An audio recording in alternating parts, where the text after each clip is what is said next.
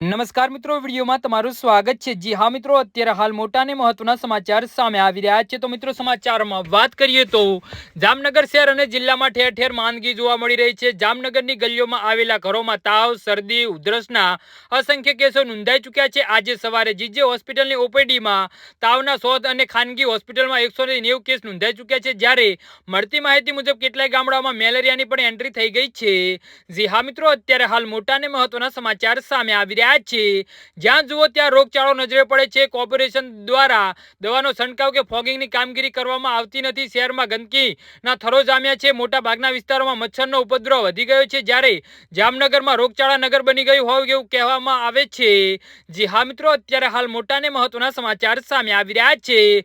ગ્રામ્ય વિસ્તારના સીએચસી, પીસીએચસી કેન્દ્રોમાં રોગચાળો ફાટી નીકળ્યો છે। ગ્રામ્ય વિસ્તારોમાં પણ 7 થી વધુ ડેન્ગ્યુના કેસ નોંધવામાં આવ્યો હોવાનું જિલ્લા પંચાયતના આરોગ્ય વિભાગ દ્વારા જાણવામાં આવી રહ્યું છે।